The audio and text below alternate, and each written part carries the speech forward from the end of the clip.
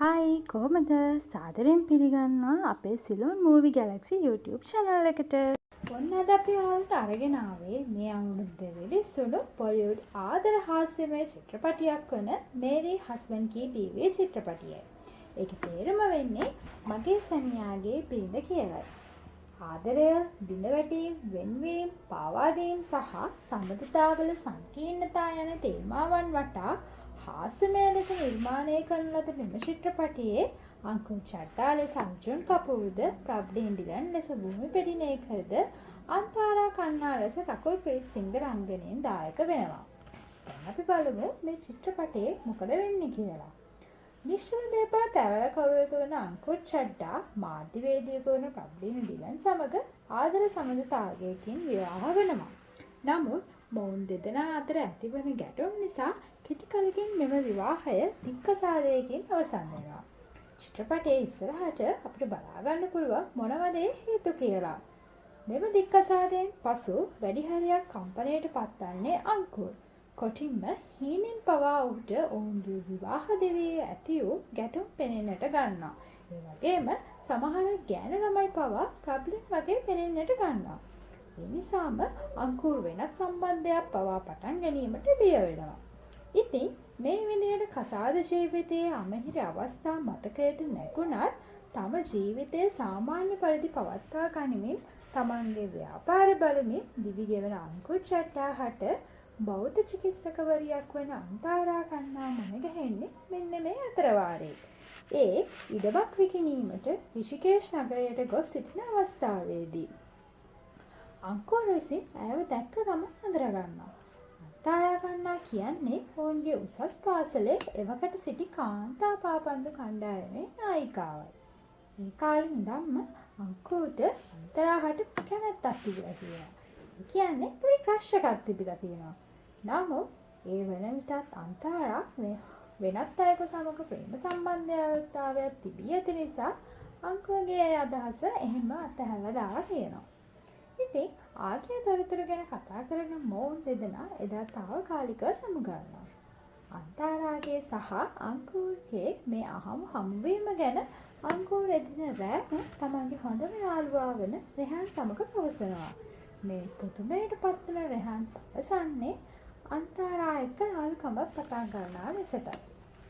London වල පදිංචිව සිටින අන්තාරා මේ වන විට නැවත ඉන්දියාවට පැමිණ රිෂිකේෂ් වල දවස් කිහිපයක හැන්ඩ් රයිඩින් කඳවුරක් පවත්වාගෙන යනවා. අන්තාරා සමග යාළුකම නැවත අලුත් කරගන්න කියලා හිතන අංකුර් පසුදින අන්තාරා හමුවීමට කඳවුර වෙත යනවා. තමා හමුවීම සඳහා අංකුර්ගේ පැමිණීම ගැන පුදුමයට පත්වන අන්තාරා අංකුර් පවසන්නේ හැන්ඩ් රයිඩින් වලට තමන්ද කැමැත්තක් දක්වන බවයි. මෙයින් සතුටට පත්වන අන්තාරා ඔහුට තමා සමග කිරීමට එන්න කියලා ආරාධනා කරනවා. ඊට හා කියන අංකුර් ඇය සමග ගිය අහසේ සිටින අවස්ථාවේදී ඔහු බියවි කෑ ගසනවා. එයින් කලබලයට පත්වන අන්තාරා නැවතත් ඉක්මනින් ගොඩබිමට ගොඩ බානවා. මෙයින් පටන් ගන්නා ඔවුන්ගේ හමුවීම මුළු කඳවුරු කාලය පුරාම විනෝදයෙන් සහ සතුටින් ගත කරනවා. මේ අතර අංකුර්ට අන්තරා ගැන කැමැත්තක් නැවතත් ඇතිවන අතර අන්තාරාගේ හිතේද ඔහු ගැන පොඩි කැමැත්තක් ඇති වෙනවා. මෙලෙස ඔවුන් දෙදෙනා අතර සම්බන්ධයක් පටන් ගන්නවා. එක් දිනක් අන්තාරාගේ නිවසේ පැමිණි සාදයක් අවසානයේ අංකුර් වැඩිපුර මත්පැන් පානය කිරීම නිසා ඔහුගේ නිවසට නොයා අන්තාරාගේ නිවසේ නැවතිනවා. එදින රෑ අංකුර් බය වී කෑ ගහන්නේ හීනෙන් ප්‍රබ්ලින් ඔහුගේ මිල්ල වෙරිකනවා දැකීමෙනි. මෙන්න මේ සිදුවීම පිළිබඳව පසුදින අන්තරාගෙන් සමාවෙලන අංකුර් අන්තාරාහට පවසන්නේ සෑම දිනකම මෙසේ ප්‍රබ්ලින් තමන්ගේ ඔළුවේ රාක්ෂයෙකුසේ පල් කරන බවයි. මේ අසා සිටින අන්තාරා ප්‍රබ්ලින් යනු ඔබගේ අතීතය බවත් ඒ කාලේ ඇයට ආදරය කර ඇති බවත් නිසා ඇගේ කුමන හෝ හොඳ පැත්තක් තිබෙන්නට ඇති බව පවසනවා. ඒ දේවල් පිළිබඳව කවුරුන් හෝ කෙනෙක් සමග පවසන ලෙසත් එසේ බැරිනම් තමා සමග හෝ පවසන ලෙස ඇය කියා සිටිනවා. ඒ අනුව අංකුර් ප්‍රබ්ලින් පිළිබඳ සියලුම දේ අන්තාරා සමග පවසනවා. ප්‍රබ්ලින්ද ඔවුන්ගේ උසස් පාසලේ ඉගෙනම ලැබූ අතර පාසලේ තිබුණ සාදයකදී අංකුර් හට ප්‍රබ්ලින්ද මුණ ගැසී තියෙන්නේ. ප්‍රබ්ලින් ඇගේ යාළුවන් සමග දැම්ම ඔට්ටුවක් නිසා අංකුර් චඩ්ඩා සමග ප්‍රථමයෙන් කතා කරනවා. ඔහු සමග කතා කළේ ඔට්ටුවකට බව ඇත්තම පවසන ප්‍රබ්ලින් එම ඔට්ටුව තමන් දිනුම් බවත් ඒ වෙනුවෙන් උදව් කළාට ස්තුතියි බවත් ප්‍රකාශ කරනවා. මේ අනුව ඔවුන්ගේ යාළුකම ටික ටික වර්ධනය වී ඔවුන් දෙදෙනා පෙම්වතුන් බවට පත් වෙනවා.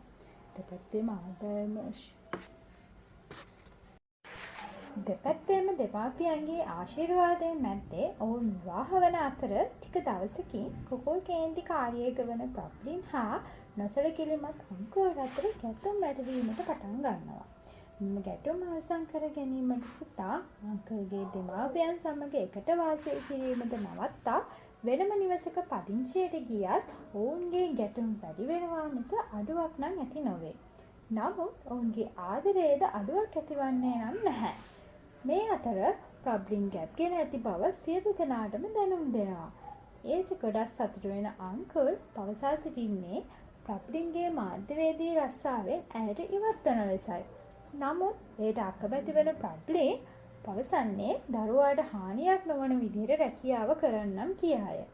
නමුත් අවාසනාවකට එක් රැස්වීමක් කාරණය කරන්න ගිය අවස්ථාවකදී ප්‍රබ්ලින් බිම වැටි අනතුරකට පත් වෙනවා. එයින් දරුවාට හානියක් නොවුනත් කේන්ති ගන්නා අංකුර් ප්‍රබ්ලින්ගේ කාර්යාලය වෙත ගොස් ඇගේ බඩු ටිකත් රැගෙන ආයතන ප්‍රධානියාටත් පහර දී පැමිණෙනවා. මෙයින් වඩාත් කෝපයට පත්වන ප්‍රබ්ලින් තමන් කැමති රස්සාව වෙනුවෙන් සිය කුස තුළ සිටින දරුවා පවා නැති කිරීමට කටයුතු කරනවා. එයින් කෝපයටත් ටිකටත් පත්වන අංකුර් ප්‍රබ්ලින්ව දික්කසාද කරන අතර පවසා සිටින්නේ කවමදාකවත් යළි තමන්ගේ ඉදිරියට නොපැමිණෙන ලෙසයි.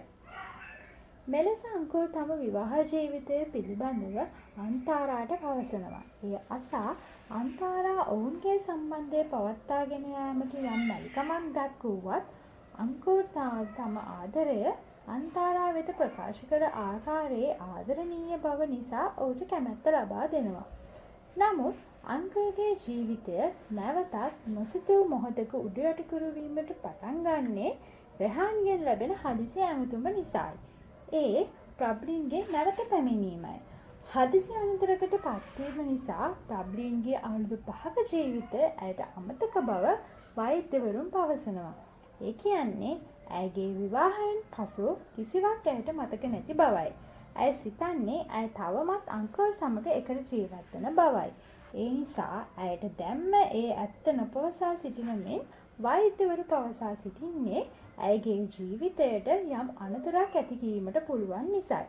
ඒ නිසා ඔවුන් එකට ජීවත් වන බව අඟවන ලෙස අංකුර්ට කියා සිටිනවා. මෙයට අකමැති වෙන අංකුර් හිතාමතාම ප්‍රබ්ලින්ව මගහරීමට කටයුතු කරනවා. අනතුරෙන් පසුදින අංකුර් ප්‍රබ්ලින් සහ රෙහාන් හමු වී කතා කරන අවස්ථාවක රෙහාන්ගේ කටින් වැරදීමකින් අංකුර් අන්තාරා හට යෝජනා කළ බව කියවෙනවා. අන්තාරාගේ නම ඇසෙන සැනින් ප්‍රබ්ලින්ට මතක් වෙන්නේ උසස් පාසලේදී අන්තාරා සමග ඇතිවුණු ගැටුමකි.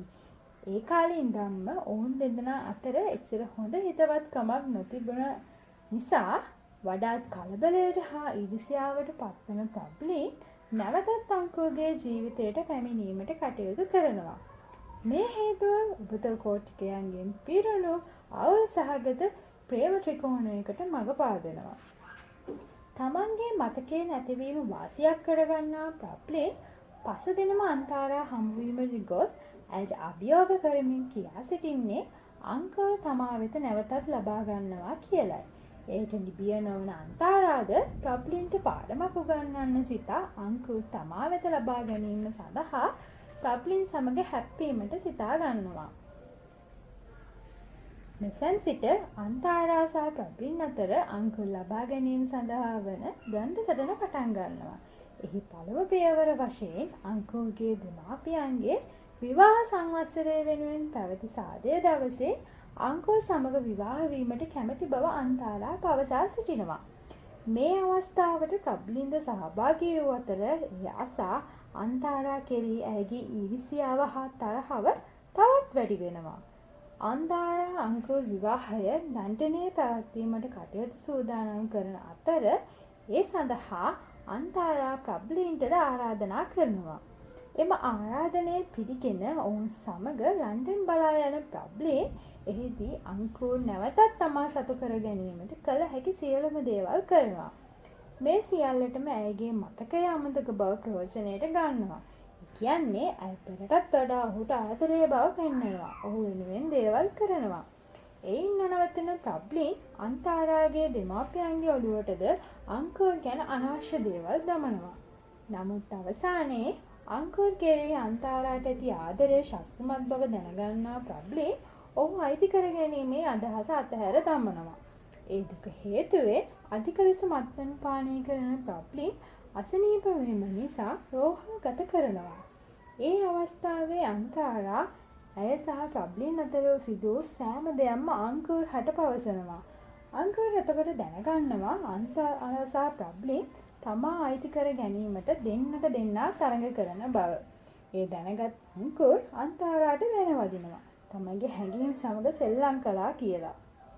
ඒ කනගානුවට හා ලැජ්ජාවට පත්වන අන්තාරා විවාහය නවතා නැවතත් ඉන්දියාව බලා පිටත් වීමට ගුවන් තොටුපළට යනවා.